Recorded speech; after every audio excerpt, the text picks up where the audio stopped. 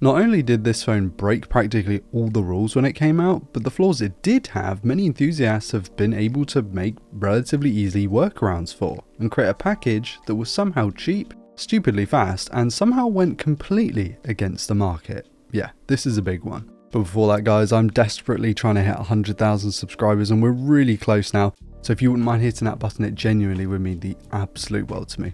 Thank you so much. I have had heaps of comments and requests to cover this phone. It's a fan favourite. It is, of course, the legendary Redmi K20 Pro, also known in many other parts of the world as the Xiaomi Mi 90 Pro. Now, this phone didn't define the flagship killer series, which, to be fair, had, up to this point at least, been high-end performance in cheaper packages, with compromises in pretty much all other areas other than just speed.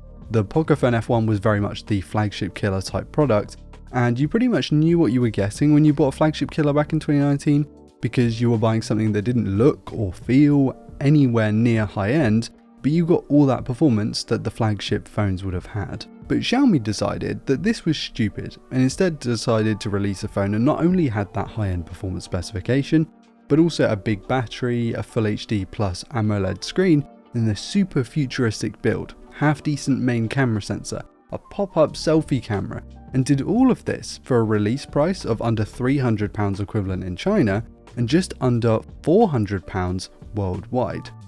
So not a cheap phone by any means, but at half the price or even a little bit less than that for something like this, it offered a crazy value proposition that you could have pretty much all of the flagship high-end features in something that looked like a flagship for about half the price. Yeah, and smartphone enthusiasts ate this thing up. Picture this, whilst companies are launching phones for excruciating prices, we're talking 4 figures, a phone comes out with the fastest Snapdragon 855 processor, 6 to 8 gigabytes of RAM when that was actually very high end, a big 4000 mAh battery when other phones were stuck around the 3500 mark, super fast charging for the time, a wonderful build, an in-display fingerprint reader when that was still novel, and a headphone port, all for comparatively little money. Sounds like a no-brainer, right? Well, sort of yes and no. See, this phone was built with one particular kind of person in mind, the smartphone enthusiast. Because sure, at launch it was a good phone that many of the general public could easily use just fine. It was fast, it was smooth, it had beautiful display, basically perfectly made for consuming content since there was no notch or punch hole to take away from the overall display. But there were a couple of caveats that I think Xiaomi was banking on us or working around with this phone. Firstly, the software experience was pretty bad. Like, Xiaomi software has often been the butt of the joke, especially 5 or 6 years ago when this phone came out, due to it feeling pretty cheap. It had lackluster kind of polish to it, ads in the software, and also didn't tend to get that many updates compared to the competition here in the West. But this was another level with the K20 Pro. It only got one single solitary platform upgrade from Android 9 to Android 10.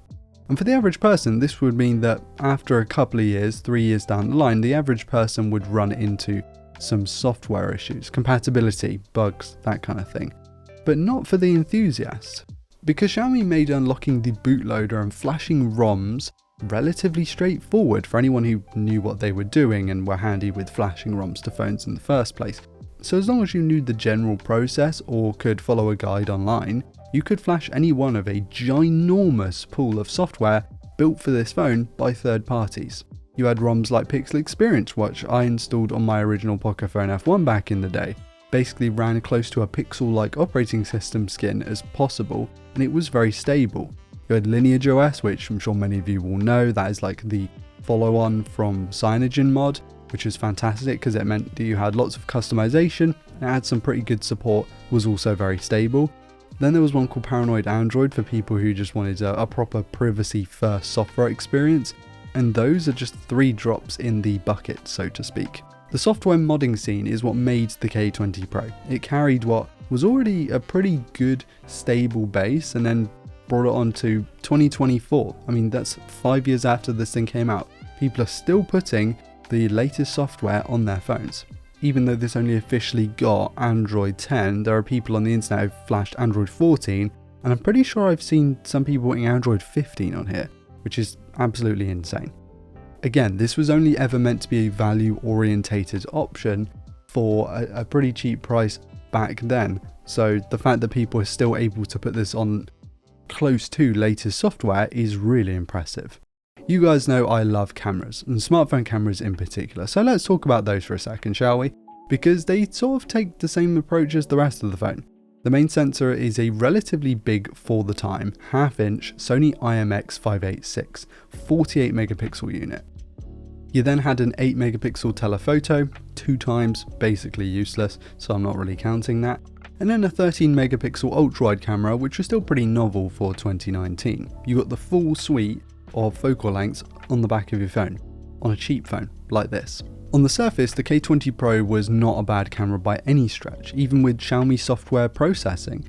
It performed way better than a lot of us were expecting, and in a lot of cases, with these cheaper flagship killer types, you'd end up with decent hardware, not very good software, and that would lead to crazy over-sharpening, lack of dynamic range, lots of artificial denoising that just looked poor. But not really the case with this. Like, sure, it wasn't the best camera setup even when it was new, but it was very respectable for the price. It didn't overblow anything, it kind of just looked pretty natural. And even today, I'm not offended by any of the photos that this phone captures. Like I alluded to, that 2x optical zoom isn't particularly useful, and that's no fault of the K20 Pro. 2x was basically like the trend at the time, and it plagued phones because a lot of these devices wouldn't be able to capture so much light with those 2x sensors. So as soon as you got into any kind of scenario where the light wasn't absolutely perfect, it would just crop 2x in on the main sensor anyway, which kind of left it a little bit redundant. People have managed to get Google's HDR Plus Gcam software on here and can capture even more dynamic range and give an even better look to the color tone output, which really elevates the experience. And again, one of these things where it's like, this is like a BMW E36, great car, but you know, it's a great platform as well for making something even better. That feels like the K20 Pro to me. I don't really have time to put all that kind of software on my unit, but there's a lot of content on YouTube already that dives into the immense amount of software customization that enthusiasts are doing to their K20 Pro. So do have a Google because there's some good stuff out there. This phone was actually massive in regions and countries that generally either didn't get access to or couldn't afford the latest iPhones and Galaxy Notes of the world, because it gave you like 80-85% of what those devices offered, but in something that was way cheaper. And in places like India, the price is going to be even lower than the prices I mentioned before because they're adjusted for the market. These days, these can be had for over £100. Here in the UK, it's actually kind of hard to get a Redmi K20 Pro because they never sold them as the K20 Pro over here. It was always the Mi 9T, so that's why it's kind of expensive, but even then, just over £100 will get you a Mi 9T Pro, which is the equivalent of this. They make for terrific, super affordable devices for those who know what they're doing. I wouldn't recommend this to the average person just purely because it's going to be out of software support, but for those who like modding their phone, who will flash ROMs, and who will go and do all those workarounds that I suggested earlier, I think it's actually a really good option because it offers a lot. I mean, it's gonna need a battery replacement. I'm pretty sure this one has already had one of those. Is it perfect? No, it never was, even though there is a fan base out there that will try and convince you otherwise. There was definitely a reason to go iPhone, Galaxy, OnePlus, even Pixel, and that's why here in the West, those sold just so much better than these did. Those phones gave more polished, higher quality, and overall more complete user experiences outside of just fantastic hardware and a platform to build on. And most people, and I mean like 99% of people, probably more than that, don't want to build their phone, they just want to hand over the money and take a phone that works for a few years. The Redmi K20 Pro or Xiaomi Mi 9T is a phone that will go down as a GOAT for many, particularly those who live in the East, as it did something that the big manufacturers just could not do. It gave us so many high-end features and offered a platform for the community to build on. Not just to make their phones unique, but to make the K20 Pro a better device. So much better that many are holding on to this thing to this day. This phone broke the rules of the smartphone market and gave access to high-end features to way more people.